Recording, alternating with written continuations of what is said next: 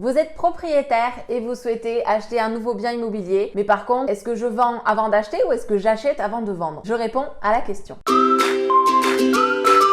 Si vous souhaitez vendre avant d'acheter, les 3 principaux points qui vont vous intéresser vont être le fait que vous ayez déjà vendu, vous savez quel prix vous avez récupéré votre bien et vous savez la date à laquelle vous le vendez définitivement. Ce qui fait que vous êtes en position de force pour faire une offre auprès d'un vendeur qui propose un bien que vous avez déjà vendu. Vous savez que vous pouvez financer ce projet, donc vous êtes prêt à faire une offre. Donc on est réactif à ce niveau-là. 3e point, vous vous lancez 100% dans votre recherche. On enlève le poids de la vente, on se concentre sur la recherche. Le petit bémol, c'est que si on ne trouve pas de bien à acheter dans le temps qui nous est donné par rapport à la vente de notre bien, et on peut risquer de partir en location pendant un petit temps ou de devoir louer un box le temps de faire la transition entre les 2 logements. Si par contre vous souhaitez acheter avant de vendre, alors les points principaux vont être le fait que peut-être vous allez devoir passer par un prêt relais, il y a quand même des risques. Renseignez-vous auprès de votre courtier ou de votre banque si déjà vous êtes éligible à ce prêt relais. Le 2e point va être vous ne savez pas quand ni à combien vous allez vendre votre bien. Est-ce que vous êtes en position de force auprès d'un vendeur si vous dites faut qu'on vende notre bien mais on ne sait pas combien on va le vendre et on ne sait pas en combien de temps on va le vendre?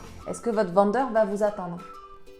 Je sais pas. Et le dernier point, c'est que par rapport à un bien qui est à la vente, si vous faites une offre, est-ce que le vendeur, il aura d'autres offres de personnes qui auront déjà vendu, qui vont peut-être même pas faire de crédit, ou alors qui vont juste faire un crédit simple, mais qui leur permet de se positionner sur un bien tout de suite et d'aller signer un compromis très vite? Vous, si vous n'avez pas le pré-relais, ça va être compliqué. Il va peut-être pas vous attendre parce que vous, il faut que vous mettiez en vente votre bien. Donc tous ces éléments-là sont à prendre en compte. Par contre, on trouve toujours une solution. Donc je vous invite à demander à votre conseiller immobilier quelle solution il peut proposer pour vous accompagner au mieux dans ce changement de vie. Si cette vidéo vous a plu, je vous invite à la liker et à vous abonner. À bientôt!